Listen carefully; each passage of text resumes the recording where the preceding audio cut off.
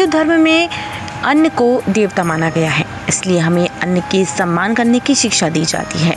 अन्न को उगाना जितना कठिन होता है उतना ही आसान होता है उसे बर्बाद कर देना।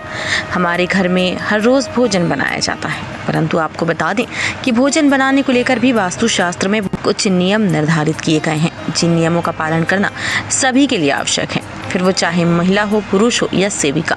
आज हम वास्तुशास्त्र से खाना बनाने को लेकर कुछ प्रमुख बातें आपको बताएंगे।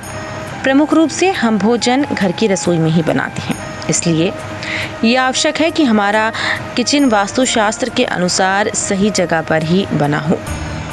यानी हमें इस बात की सही जानकारी होना चाहिए कि हमारा किचन वास्तुशास्त्र की दिशा अनुसार बना है या नहीं। वास्तुशास्त्र के अनुसार घर में रसोई घर की अग्नि दिशा में होना चाहिए। इस दिशा में रसोई घर होने से खाना बनाने वाले का स्वास्थ्य अच्छा रहता है और उसे खाना बनाने में उत्साह भी आता है। साथ ही हमें ध्यान रखना चाहिए कि हम खाना उत्तर व पूर्व दिशा की ओर मुख कर बनाएं। दूसरी बात, हमेशा शुद्ध और साफ मन से खाना बनाना चाहिए। भोजन बनाते समय गुस्सा या द्वेष जैसी कोई भी बात मन में नहीं होनी चाहिए, इससे मां अन्नपूर्णा नाराज होती हैं। चिड़चिड़ा और बेमन से बनाया गया भोजन किसी के फायदे का नहीं होता है, उल्टा ये नुकसानदायक होता है। तीसरी बात, भोजन बनाते समय रसोई घर साफ और स्वच्छ रहना चाहिए। यहाँ तक कि बाहर पहनने वाली चप्पल भी आप रसोई घर में नहीं लेकर आएं। इसके अलावा गुस्से में या अस्वच्छता और बेमन से बनाए गए भोजन का भोग भगवान कभी स्वीकार नहीं करते हैं, इसलिए आप जब भी भोजन बनाएं या भोग बनाएं भगवान के लिए पूरे मन से और सच्चे मन से बनाएं। भोजन बनाते समय अपशब्द भी नहीं निकालना चाहिए, इसका प्रभाव आपको शारीरिक और मानसिक रूप से परेशान करता है। इसके अलावा भोजन बनाते समय उसे बार बार चख कर ना देखें। ये अक्सर होता है कि हम भोजन बनाते वक्त उसे चख कर देखते हैं।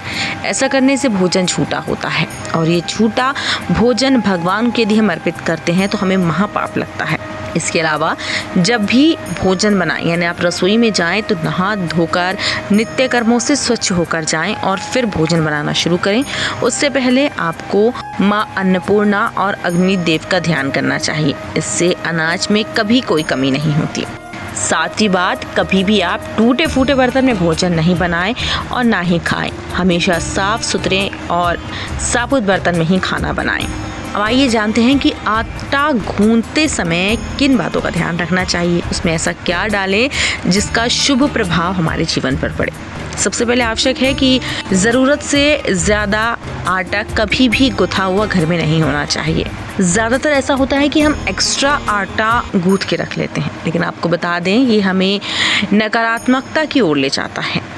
इससे कई बीमारियां होने की भी आशंका बनी रहती है, साथ इसका दुष्प्रभाव हमारे मस्तिष्क पर भी पड़ता है। इसके अलावा जब भी आटे की गोलियां बनाएं तो उसमें उंगलियों से कोई निशान ज़रूर बना दें, क्योंकि जैसा कि हम जानते हैं कि मृत आत्मा को जब उसकी आत्मा की शांति के लिए पिंडदान करते हैं तो उसमें जो आटे की गोलियां बनाते हैं उसमें कोई निशान नहीं बनाते।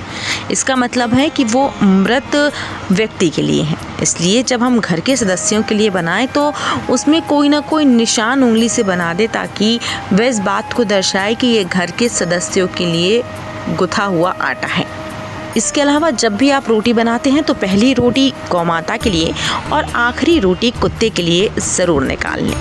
ऐसा करने से आप घर में किसी भी तरह के दोष से बच सकते हैं। एक और अहम बात, जब हम आटा गूंथते हैं उस टाइम हम नमक तो मिलाते ही हैं, साथ में अगर इसमें हम थोड़ा सा घी और चुटकी भर शक्कर मिला दें तो ये शुभ होता है, क्योंकि तीनों सफ़ेद चीज़ें होती हैं जिनका संबंध शुक्र ग्रह और चंद्रमा से होता है। इसलिए ये वस्तुएं मिलाकर हमारा शुक्र और चंद्र ग्रह मजबूत होता है और इनके शुभ फल भी हमें प्राप्त होते हैं। तो आपको हमारी ये जानकारी कैसी लगी हमें कमेंट करके ज़रूर बताइए, और ऐसे ही महत्वपूर्ण जानकारियों को प्राप्त करने के लिए हमारे चैनल को सब्सक्राइब करें।